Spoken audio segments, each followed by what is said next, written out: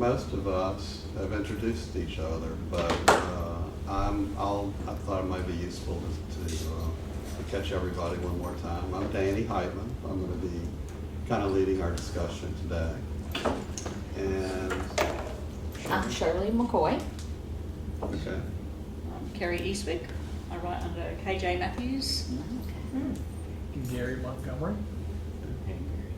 Hi, James Broussard. I'm a professor at LSU and always trying to learn in the manship school. You adjunct in the manship school, haven't That's you? right. Exactly, right. And I'll be talking a little bit about that today. Well, great. Nice. I'm Greg Fisher. I graduated from manship school. Oh, okay. I'm a grad student at Southeastern, Okay. but also work for the state Iowa State Commission. Oh, for the state library. Nice. Okay. So we've met before at the state library. You work the front You desk. did look familiar. That's right. Yeah, I'm always at the front desk. I work in circulation over Okay. there. So I usually start these things by, because I'm very interested in this, just asking folks to list just maybe one or two of their favorite writers, because I'm always interested in learning about writers that you really like. So, Well, I love romance, so I read a lot of Nora Roberts. I love KJ Charles. I read Val McDermid for mystery. Mhm. So basically, I read anything that is not like day to day. Like I like, if it's modern times, it needs to be crime. If it's a romance, I'd love for it to be historical or paranormal. That kind of thing. All right. Yeah. I jump from genre to genre to what I'm reading, and so my favourite author changes regularly. The only consistent favourite author I have was my mother. So sort of she has to be my favourite author, so she's my mum. But yeah, so she's Cecily Matthews, but yeah. Great. And she wrote children's books. Oh, Okay. Wonderful. And did things like turn maths teachers into cane toads, and then half her children turned into maths teachers. I'm like, thanks, Mum. Cane toad is an Australian pest. How wonderful. Well, I am terrible at paying attention to who the author is. I read or listen to a number of different genres. I primarily like biographies, so I don't have a particular biographer, but as far as favorite authors, Louis L'Amour for Westerns, or I'm actually, I guess I'm going into my second childhood. My third grade teacher read The Boxcar Children to us, the children's book, and I didn't realize back in 1968, I guess that would have been, that The Boxcar Children at that time was already a 20-something-year-old book.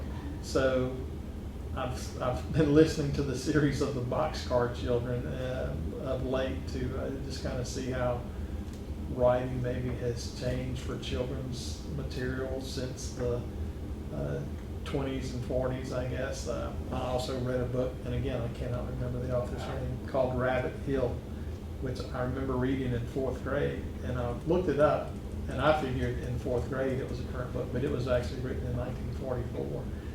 And just, I read it as an adult, trying to see, was there any other hidden political, per se, message in the story of these little animals on Rabbit Hill. But, so that's kind of my approach to authors. I'm glad you asked that question because I hadn't even thought about it. I spend so much of my time reading old newspaper articles because my research is in mass comm history, specifically the black press. Right. And so those are not necessarily authors of books, but they are writers whose, I've read thousands of their articles in order to try to place them in the public sphere. But I do like, beyond that, doing that primary research with these black newspapers, some of which existed as early as 1827, I do like Walter Isaacson with the biographies, so that kind of tweaked my memory. And I turned to Jack Hamilton's many books because he writes about similar things, mass comm history, but also other topics, similar topics. And I like Charles Dickens from when I was a kid. I loved his stories. Good morning. So, That's great. How about you, Greg? I'm reading Pride and Prejudice right now, and I'm really enjoying that. It's the first one that I've read from Jane Austen, so I like that. But before this, I read James Lee Burke's first book, The Neon Rain, and I really enjoyed that. Sort of that Dave Robichaux detective fiction. And before that, I also read nonfiction, so I read Stephen Hawking's what is it, The History of Time or something like that, and kind of tried to understand it, but I also one of the topics of my fictional book is about a recurring nightmare, and so I read The Art of Dreaming by Carlos Castaneda, and I read The Interpretation of Dreams by Freud, and just I'm interested in dreams and stuff like that. Oh, wow. Yeah. Good morning. So Good morning. How are you? I'm great. How are you today? I'm doing well. So I'm Danny, and I'm leading our discussion today about writing. And I was wondering if you could each introduce yourselves and share a little bit about the kind of writing that you like to do, and also just list one favorite writer of yours for us. Okay. Well, my name is Cynthia Young. I'm a published author. My favorite type of books are memoirs. I have a couple of memoirs I've written. And my favorite author and teacher and poet would be Dr. Maya Angelou. Okay. This is my assistant / friend, Kimberly. So she's assisting me today with Author's Row. So you can introduce yourself, Kim. Well, I don't write no She book, just but did you know it I for you. Yeah, she'll do it right. I don't do no writing,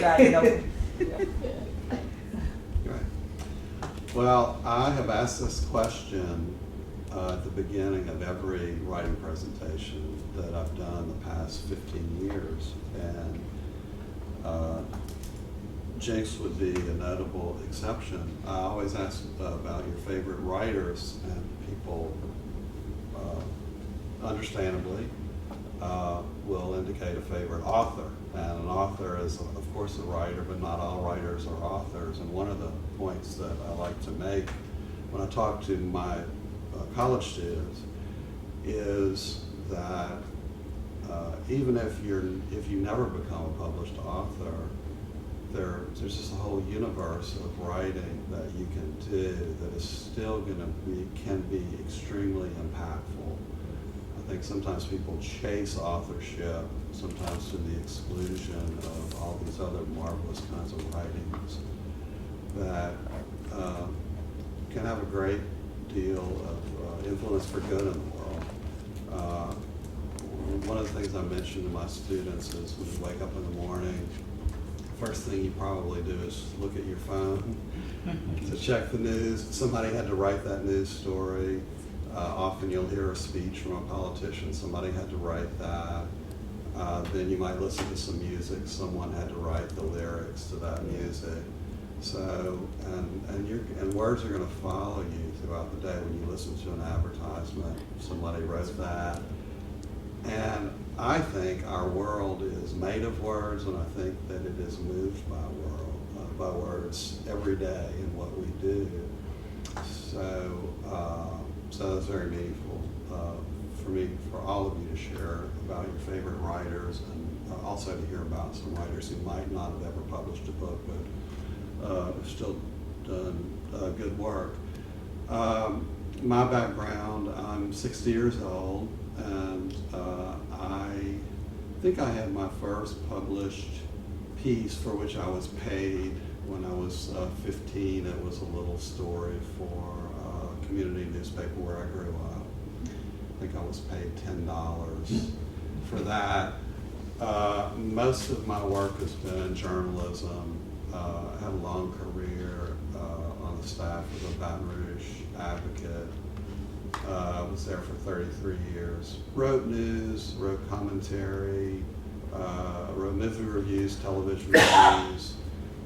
Started a regular column for the Advocate in 1991, in which I sort of write about my life as a husband and a father. In 2008, I wrote a small book for LSU Press about John James Audubon's time in Louisiana. And then it was adapted into a public television documentary, so I helped write, the script for that documentary. Beyond that, I periodically do some book reviewing and some cultural commentary and some kind of first-person essays for the Wall Street Journal. And I've done a little bit of writing about writing for the Wall Street Journal and the New York Times. The New York Times had a regular column about writing called Draft. And so I contributed a few essays to that on various aspects of the writing craft. Today, I edit Phi Kappa Phi's Forum magazine. Phi Kappa Phi is a National Collegiate Honor Society. It's the national headquarters is here in Baton Rouge. It was founded in 1897 at the University of Maine. We have about 100,000 members across the United States and beyond. Primarily, we try to acknowledge students who are great students, and we also dispense about $1.5 million in grants and awards and scholarships to try to advance scholarships. I edit the magazine. I also write a regular column in the magazine about the writing craft. I also, whenever I do these presentations, I always tell people that I'm going to approach this from the posture of preaching to the choir. There's nothing that I'm going to share today that you probably haven't already heard or already experienced in your writing life. But my wife was a member of a choir for a number of years, sometimes having to get to choir practice on a rainy, cold Wednesday evening. To participate in choir practice was a drag. And sometimes people who are in choirs, they need to be motivated too. So I think it's important for us as a community of writers to sort of remind ourselves of certain basic principles and reinforce them, and maybe hear some things that we already know, but sometimes it's good to look at them from a fresh perspective. So in that spirit, when I was asked to talk today, I thought, well, there's so many things that I could talk about in relation to writing. Maybe if I could just distill it to seven things. And of course, there's a multitude of things that I can't talk about, but as a starting point, but I would reduce it to 7, and my kind of model for that is Stephen R. Covey's 1989 book, 7 Habits of Highly Effective People. I thought, well, I'm going to riff on Covey and do 7 Habits of Highly Effective Writers. So I guess my first rule, and by the way, I think all of these principles can apply to whatever genre you happen to be writing in. My first rule that I try to observe myself is to keep a notebook. And I'm reaching for my back pocket because this is my notebook, and it goes everywhere that I go. And these are the ones that I've filled in the past, say, 3 or 4 years. And I keep them. What goes in my notebook? If I'm just walking or just about town, or I'm shopping, or I'm meeting with people, anything that strikes me as interesting, I just jot it down. And I find it does a few things for me, and maybe you do this too, but first of all, it's a great memory device because the act of writing something down helps you remember it. Also, I just think carrying a notebook puts me in a position where I'm more open to the possibility of recording something that's meaningful. One of my favorite writers is Eudora Welty, the great Southern novelist and short story writer who lived in Jackson, Mississippi. And as a young woman, one of her jobs for a Depression-era program that was meant to encourage writers and artists is she traveled through Mississippi with a camera taking pictures.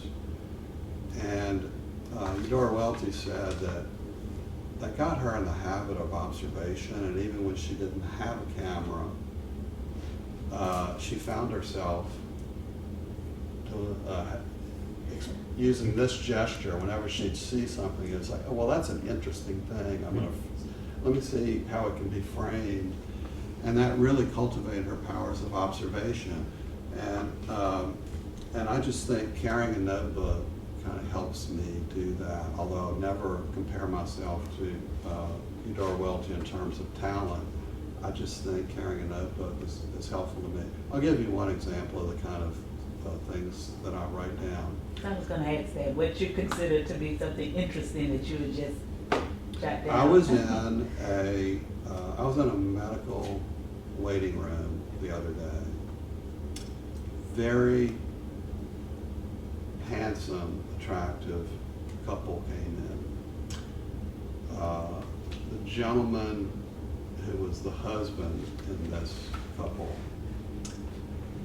he was dressed well, and he had a smartphone in his hand. He was calling his office, and he was obviously directing 2 or 3 people on what they needed to do. And it was obvious to anybody who was eavesdropping that this was a guy who had a business of some size and I don't know what the business was, but it was obvious this was a guy who was obviously in charge and he was doing pretty well. And he was a handsome man. He was obviously very well composed, and he got the attention of the receptionist. So he went out to the car to fetch something, and one of the receptionists basically looked at the wife and said, "Gosh, I wish I could find a person like that. I wish I could find a partner like that." And of course, I'm just sitting here. I'm listening to all this, and the woman,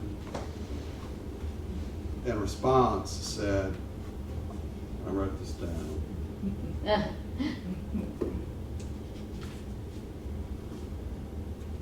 "Girl, when I first met him 25 years ago, he ain't had nothing but a white pickup truck and a dream."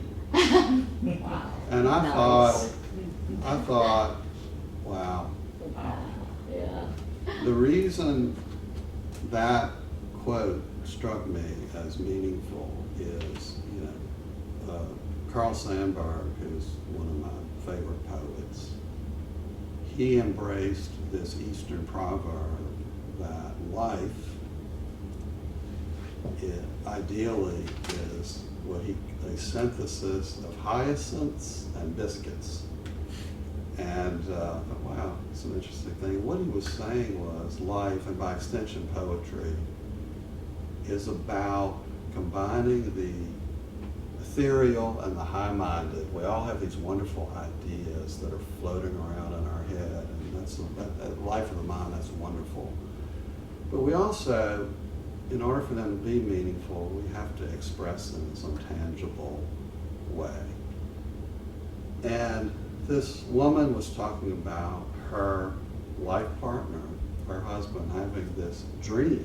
She used the word dream, which dream is such an evocative word. But then she said, all he had was a white pickup truck. And I thought, she is grounding this man in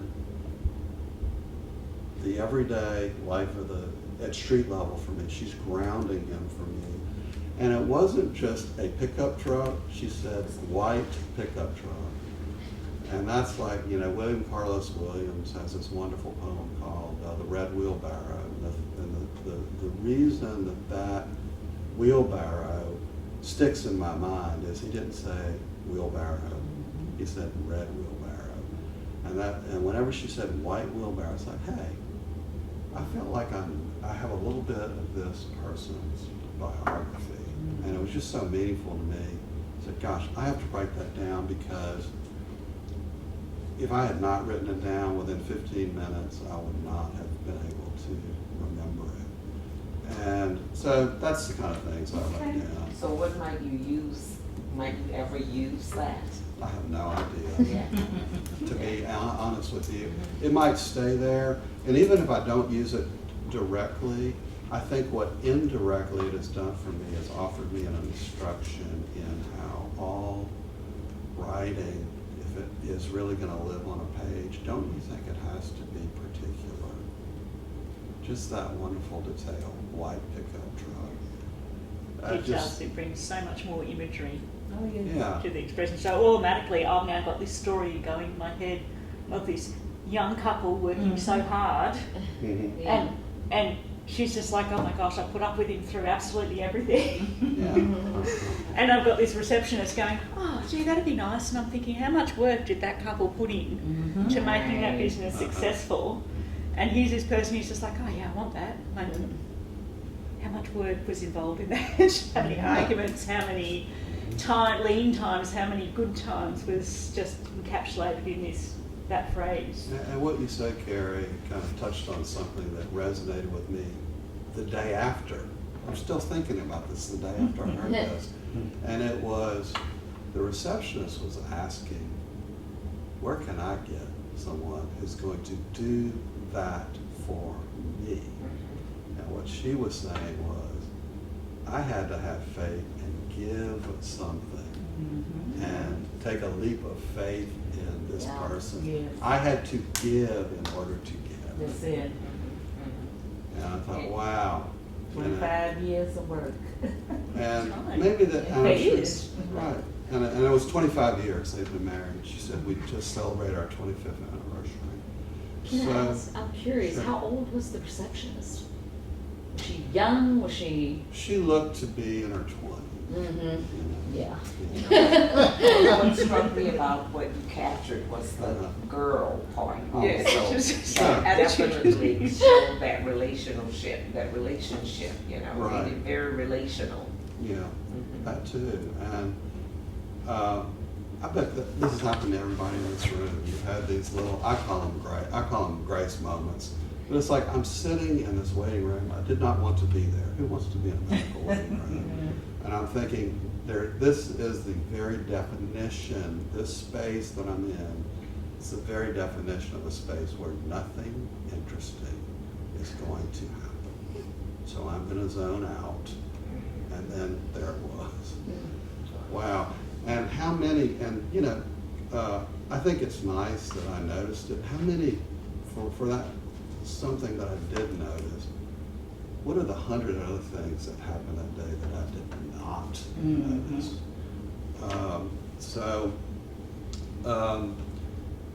Something else that was in here, I was speaking of not noticing, I was walking, because I take a walk every day in my neighborhood. I was walking the other day, and I was thinking as I was walking about what I was going to have to get at the grocery store. I was thinking about a dental appointment I was going to have later in the day. I was thinking about a work project I had to do. I was completely preoccupied. And I heard this voice above me say, hello. It's a great day. Wait a minute, there's a voice above me. Am I hearing things? Am I having a spiritual experience? And I looked up, and there was a gentleman at the top of a pole. He was servicing the Cox cable line. It was a large ladder that obviously would have been visible to anybody in the distance who was even paying the slightest bit of attention to where they were going. I had not noticed that huge ladder in that gentleman because I was so preoccupied. And there he was. And I thought, I need to write that down because, maybe at some point it will inspire an essay about, the hazards of just being out in this wonderful environment on a beautiful spring morning and being completely oblivious to it. The other thing I like to do with journals, I like to write down sentences or passages in books that I read. It's like, wow, isn't that a great sentence? And some people actually will keep a completely separate journal called a commonplace book in which they write down favorite passages. I've kind of gotten to the point where I keep everything jumbled together in the same book. But I wrote a piece for the Wall Street Journal some time back about the value of commonplace books, and I'm going to share that with everyone later. But to me, the value of a commonplace book and of writing down sentences is the same value my son, who kind of has an engineering brain, he loves to take stuff apart, so to understand how it's put together.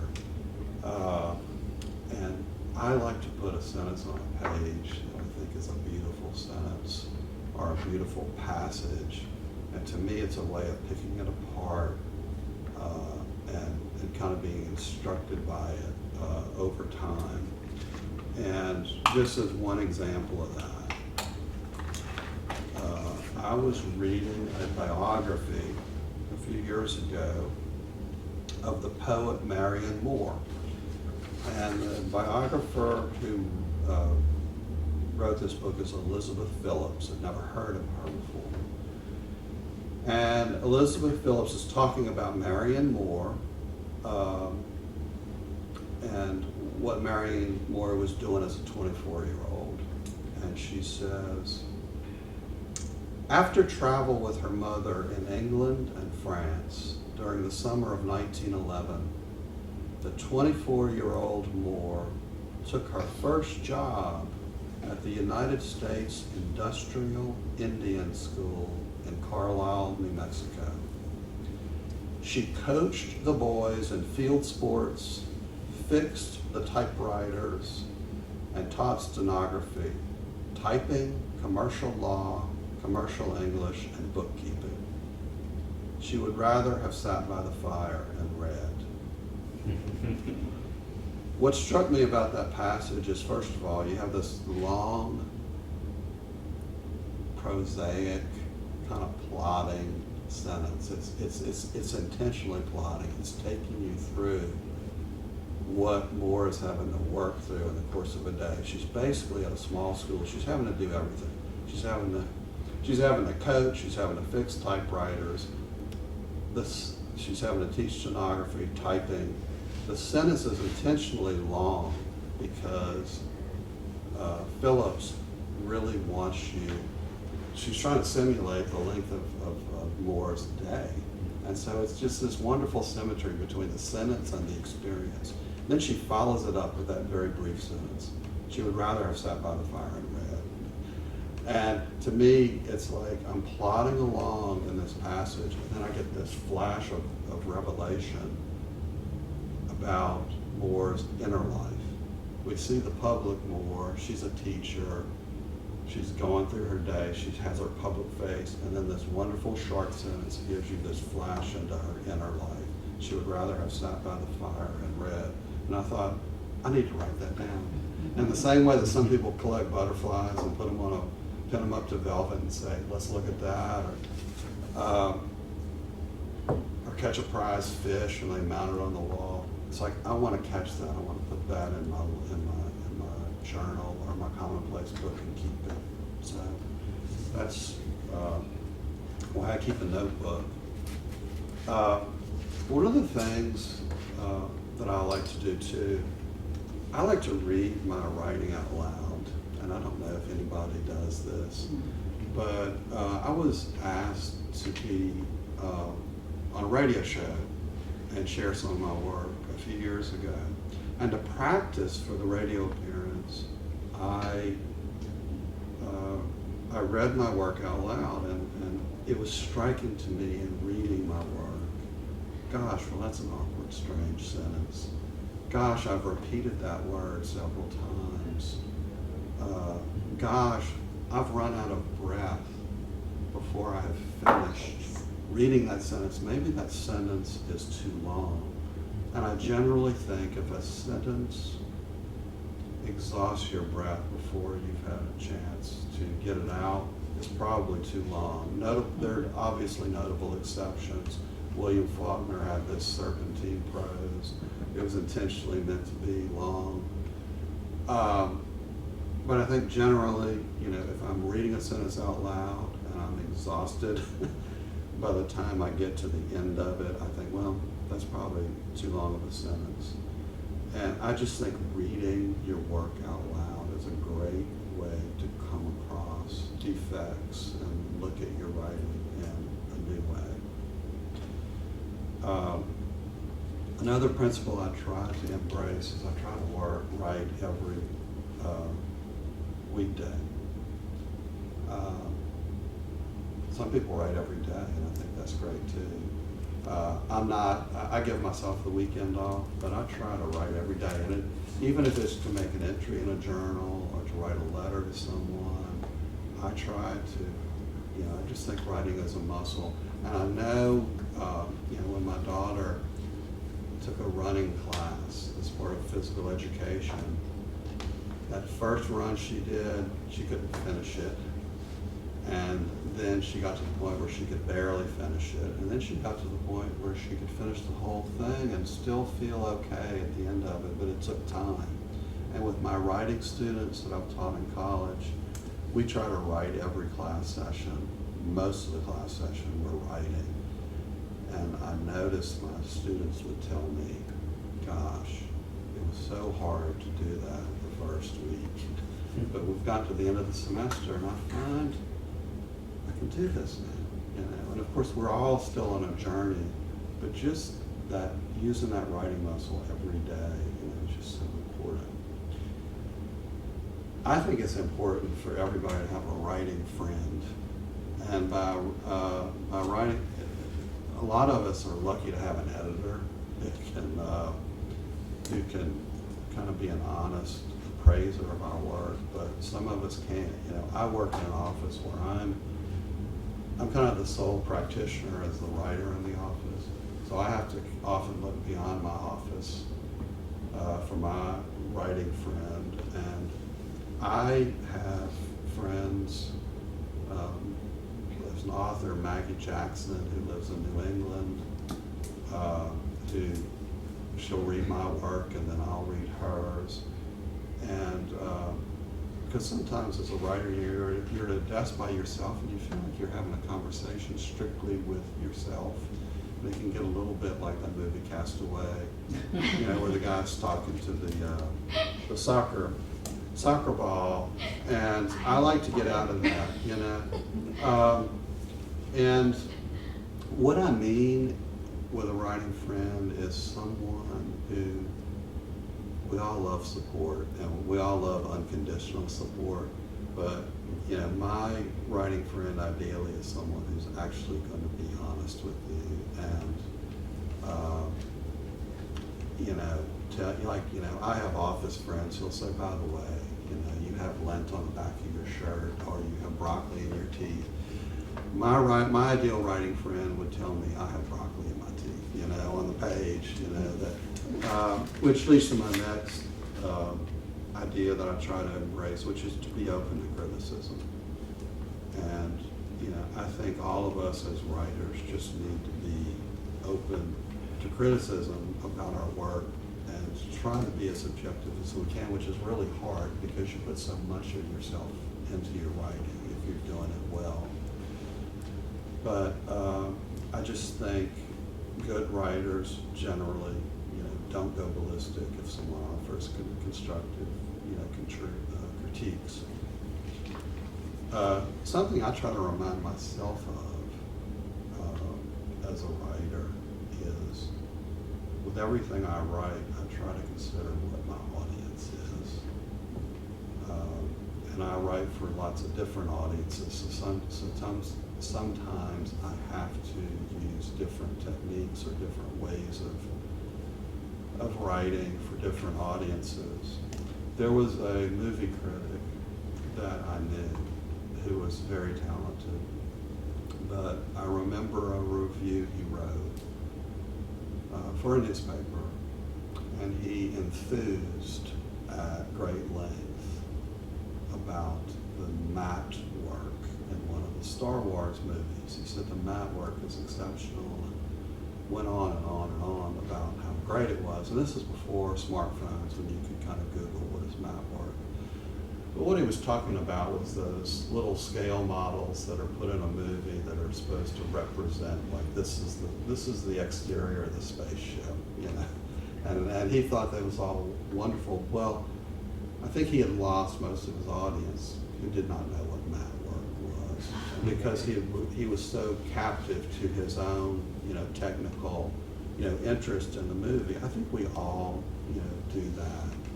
One of the things I tried to have in mind when I'm sitting down is I actually try to visualize at least one person in my potential audience.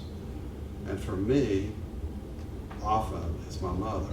Even though my mother has been dead since 2008, I'm thinking, would my mother understand this passage that I just wrote? And by my mother, basically I'm using that as a shorthand for someone who is reasonably educated, but is not a scholar, someone who is down to earth, someone who has a basic sense of fun, and has a good sense of humor. That's someone who has a kind of generosity of experience, but is open and is open-minded. That's kind of the reader I have in mind whenever I'm sitting down. But I actually sometimes will visualize my mother, and I think, okay, I'm writing a letter to mom today. Even if I'm writing an essay, if I'm writing an opinion piece, I think, okay, I'm writing a letter to mom today. See, And it I helps find that frame me, you know. quite humorous, because my husband got through university by writing his assignments so that I can understand them, There you go. because he's a paramedic. And I've got plenty of education experience, but when it comes to paramedic stuff, I've got no interest. So if I could understand his assignments, it was written well enough to get a really good grade on it. Isn't Because that meant wonderful? he explained all the technical terms in words that the medical idiot could understand. It was an excellent strategy for him. Isn't that wonderful? Yeah. So yes, that having the reader in mind. My wife has been a communications specialist within various state government agencies. She'll often and she's a wonderful writer, but she'll often get me to read things, and I'll say, this acronym here, what is that? And she'll say, well, you know, you're right. Even as gifted as she is, she's been within that community so long that language that to her is second nature is not second nature to somebody, you know, like me. And my final habit, which is self-evident, I think, to everybody in this room, but I really like to impress it on younger writers, is if you're going to be an effective writer, you should read. Yes. College students that I have taught, I would ask them as a bonus question. I would say, this is a bonus question, and the great thing about this question is there's not a wrong answer. So you will get credit if you tell me your answer. And the question is, what is the last book that you read for fun? Not that you were a scientist, your last book you read for fun. And most of my college students would say it was Harry Potter. Oh, wow. And that's and that's wonderful that they read Harry Potter. But what that tells me, in all likelihood, is the last book that they read for fun was in middle school.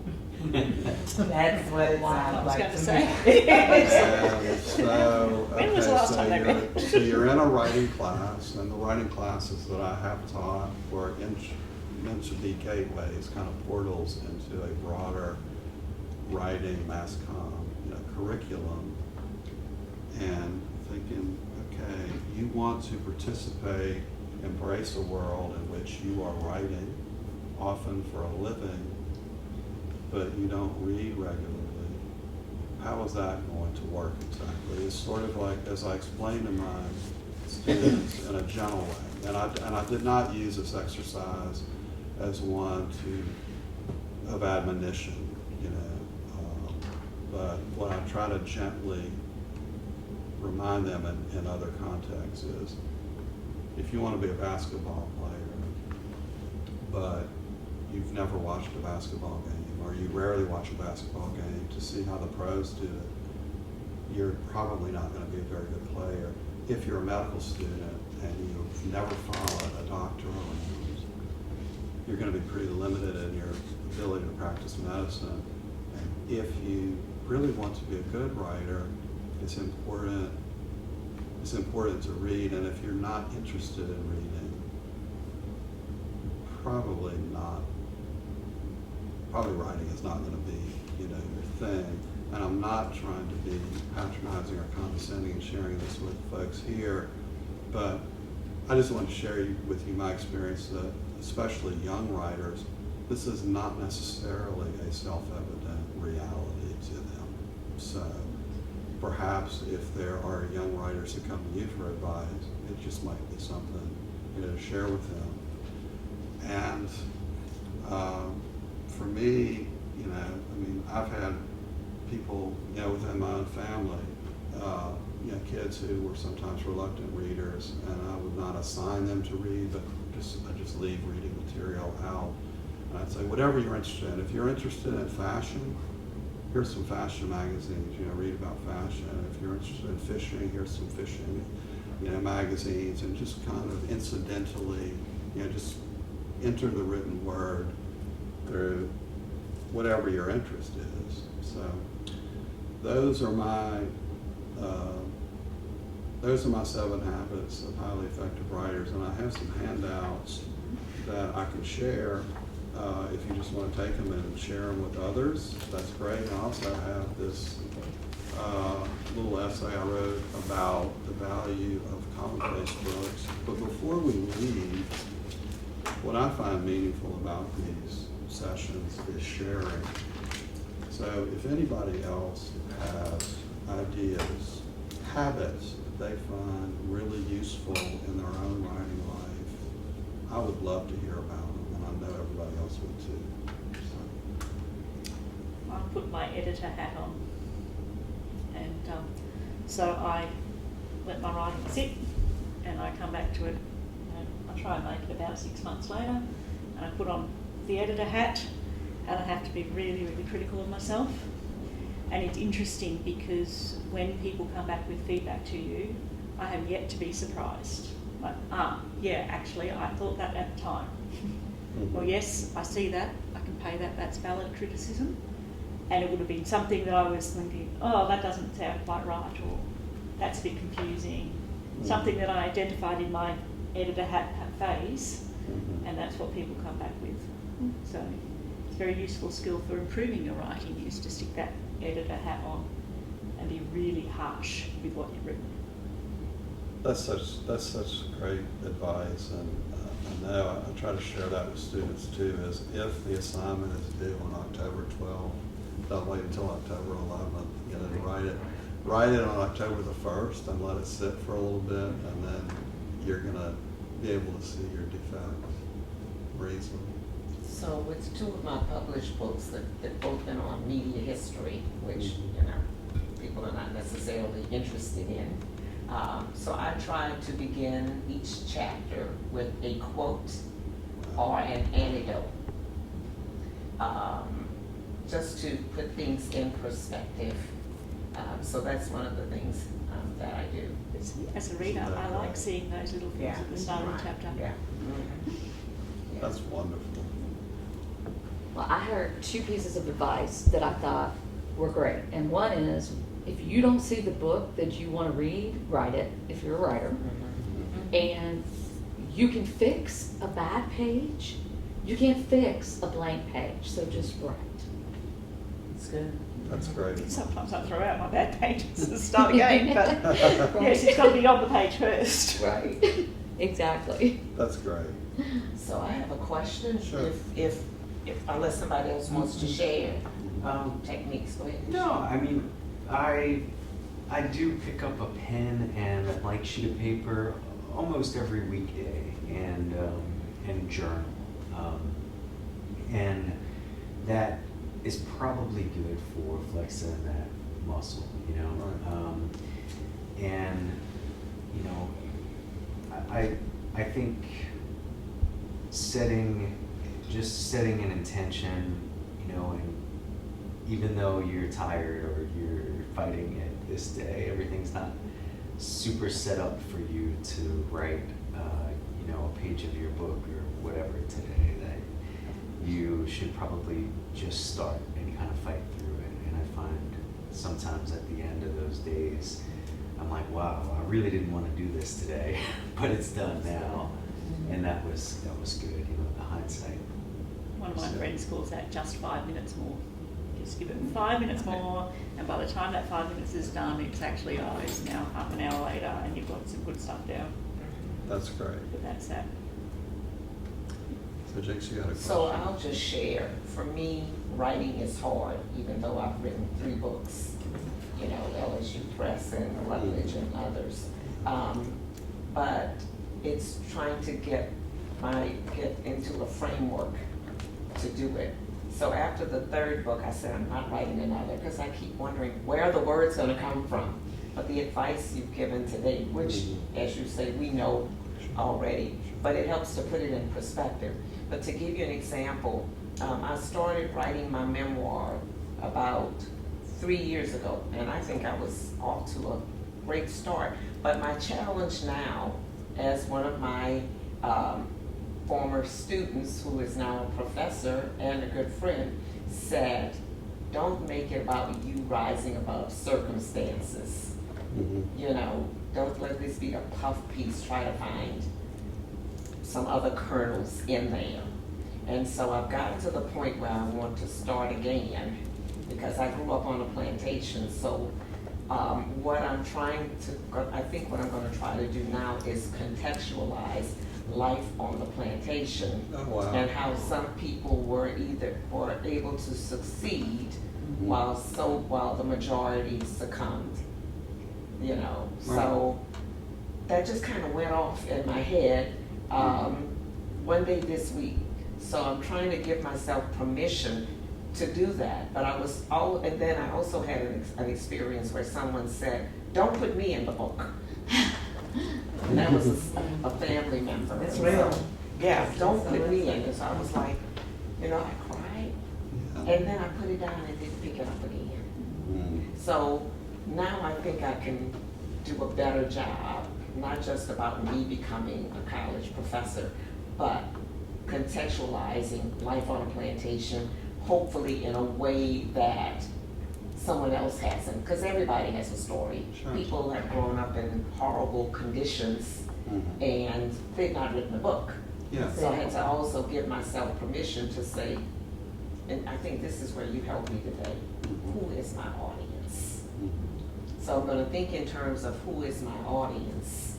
And it can't be one person who might be afraid. It has to be, I just have to figure out who the audience is. Who wants to read Jinx Broussard's story? I do. Everybody, Peter Kovacs, Jim Amos, everybody I've told my story to, decades have said, write it. Yeah. Jinx, you need to write it because your story is different. It doesn't matter Sure. whether, but I haven't thought that I was worthy of doing it. Yeah. See, I've taught in Australia, I taught in schools that were very poor. Mm-hmm. And there was a mass who didn't do anything, and then there's a small group who did. You have to write it for those kids when they're adults now, but you have to write it for them because they're the people who are going to pick up that book and go, oh, that's me. Yeah. Different country, different culture, but that's me. And when I told my husband I was going to a writing workshop, he was like, why? Sure. And I said, because I'm a lifelong learner. That's And it. if I can pick up a kernel, That's it. Mhm. you know, then that'll be great. I think I picked up some kernels this morning. One- And I would Sorry, also, go ahead. go ahead. I saw a picture the other day, and it was, I thought it was helpful. It might seem silly, but it was an artist who was looking at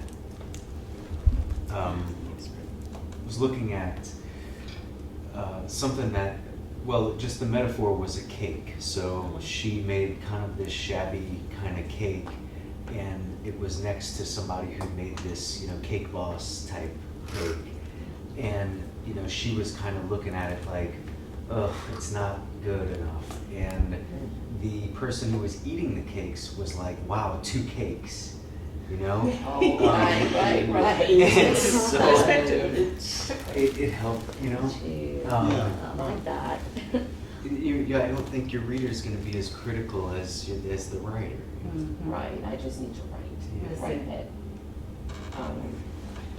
I was just gonna offer a word of encouragement. I know you mentioned somebody telling you, don't put me in the book, but sometimes other people's story or your story, and I love memoirs, and I talk to people all the time about, because they say, well, I have to put others in the book, and you know how they're gonna feel. If you have to change names, and that's normally what I do, but again, other people's story, sometimes a part of yours, and you have to tell that story. So don't let that discourage you, them telling you, don't put me in the book. If you need to put them in the book to get your message out, put them in the book, use another name, Yeah, they I'll will be get it out. okay. I I'll get put it in the that book. all the time. Yeah. Right. But don't be discouraged about that, because again, the critics you're gonna get are people that have never written a book, don't understand what it takes to write a book. They just don't understand. Yeah, right, But when that right. person see your book and see that they're in their book, they're gonna have a whole different Well, they won't read. perspective about it. So don't let that discourage you. It'll be You my know, story. it'll be your story. And the thing is, especially if they're a very important part of Yes. your story, Yes. don't leave them out, because Don't leave that's them part out. of your, that change, that might change, you know, Yes. Yeah. things Yes. in your So, story. yes. So if they need to be there, and they probably do if they came to you and told you, don't put me in the book, they probably need to be in the book. So I just wanted to encourage you, don't let that stop you. Get the book out, girl. I write on weekends because I'm busy a lot during the week, but I still need to find time. I just need to start doing it again. That's all.